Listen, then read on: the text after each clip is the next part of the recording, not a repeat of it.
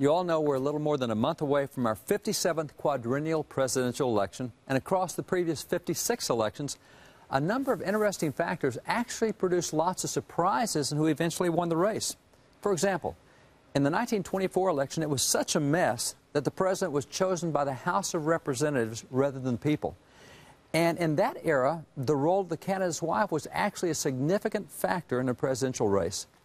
In the 1876 election, it was so riddled by voter fraud that it actually took 4 months to determine the winner. And the 1880 presidential election was won by a Republican candidate who was not even running for president at the time. He'd actually been the campaign manager for another candidate in the race. The outcome of the 1912 election was decided by a sitting U.S. president who decided to run for re-election, not on his own ticket, but on a third-party ticket.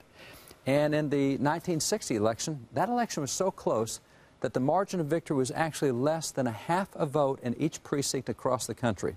Now, you want to talk about one vote making a difference, that made a difference then. The 1980 election between Ronald Reagan and Jimmy Carter, the debates turned out to be the important factor in that election. Carter won the first debate hands down, but he definitely lost the second debate and ultimately lost the candidacy, lost the presidency. There's lots more examples, and so today we're going to look at some of those interesting but unknown facets of American presidential elections, and we'll see what lessons those old elections offer for us today.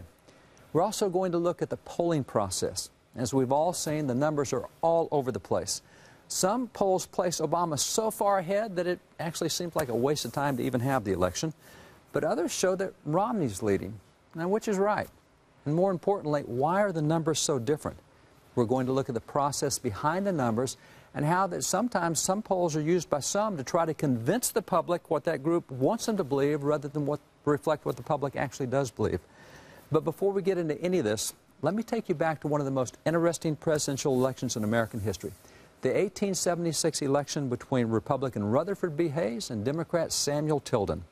The Civil War was over, and the 3 civil rights amendments to the Constitution had been added through the almost undivided support of Republicans and the almost unanimous opposition of Democrats. In fact, 100% of Republicans in Congress voted to pass the 13th Amendment to the Constitution to end slavery, but only 23% of Democrats in Congress voted to end slavery. The 14th Amendment to provide full civil rights for blacks and the 15th Amendment to provide voting rights for blacks, they were both passed with the support of only Republicans. Not a single Democrat voted for either of those 2 measures. Now, these 3 civil rights amendments were part of what was called Reconstruction, with federal troops also being deployed to protect blacks and uphold their civil rights in the Democrat states that had refused to honor those amendments. Now, significantly, the blacks in those states, almost without exception, voted Republican. And the only way that Democrats could win political control in those states was to keep blacks from voting. This brings us back to the 1876 election between Hayes and Tilden. A total of 185 electoral votes had been needed to win the presidency. And when the votes were counted, Democrat Tilden had received 184 electoral votes, and Republican Hayes had received 165. Neither had received the necessary votes to win. But there were still a total of 20 disputed electoral votes that had not been counted. Now, if Hayes received all 20 of those votes, he's going to become president. If Tilden receives even one of those votes, then he's going to become president. The uncounted votes came primarily from 3 Democrat states of Florida, Louisiana, and South Carolina, where dual election results had been reported. One tally in Florida showed that Republicans had won, but another tally in Florida showed that Democrats had won, and the same was true in South Carolina and Louisiana. So why were there disputed results? I mean, why were there 2 different vote tallies? And very simple. In each state, Democrats have been active in suppressing the black vote through violence and in altering counts at the ballot box. I have some very old illustrations to kind of point this out. This is from Harper's Weekly. Now, this shows what was being done. This first one, right here, what you have is a black voter standing by a voting box. And on each side of him are 2 thugs, each with a gun pointed at his head. And notice the caption. Of course he wants to vote the Democratic ticket. In the background, you can see another black being forcibly drugged to the polls to vote Democratic against his will. Now, many times these threats simply weren't enough. Blacks would go ahead and vote Republican anyway, so stronger measures were needed.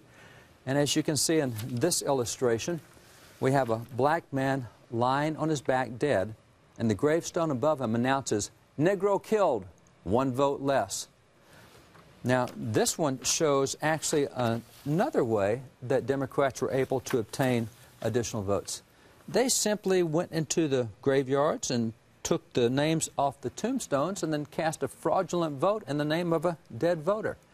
So in the 1876 election, by keeping blacks from voting in the disputed states and by corruptly altering the voting counts, Democrats claimed that they had won those 3 states.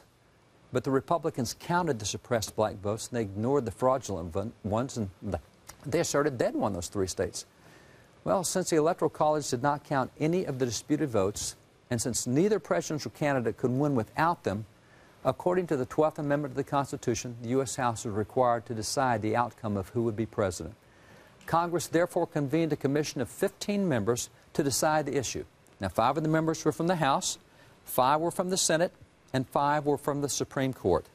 After deliberations, by an 8-7 vote, the commission determined that there had been widespread voter suppression by the Democrats in those states, and so the electoral votes were awarded to Republican candidate Rutherford B. Hayes, who therefore won the election and became president. Now, the Democrat House, however, refused to ratify the findings of the commission, and a House filibuster was threatened. The result was that America had no president. This presidential vacancy continued for 4 months until Democrats offered to ratify the commission's report if federal troops were withdrawn from Florida, Louisiana, and South Carolina. If Republicans didn't agree, America would remain without a president. The proposal was finally agreed to, and Rutherford B. Hayes became president. By the way, I'm holding here a very unique work from 1776. It's a scrapbook. It's put together by a citizen of that day, and they filled it up with all the famous people at the time and just virtually every news clipping they could find, anything to deal with that election over the months. It just chronicles what went on in that election contest. Now, the election contest of 1876 is just one example of how voter fraud can be a significant factor in an election, and it illustrates why ballot integrity is so crucial to every election, including this year's election. An unreported factor in this election is that so far, 10 states have passed voter ID laws. And in states such as Pennsylvania, this means that as many as 750,000 names on the state's voting rolls may be removed because there's no qualified ID for that supposed voter. This may therefore significantly alter the state's voting count this election. And the same may be true in other states with these new laws, many of which have been passed in key battleground states.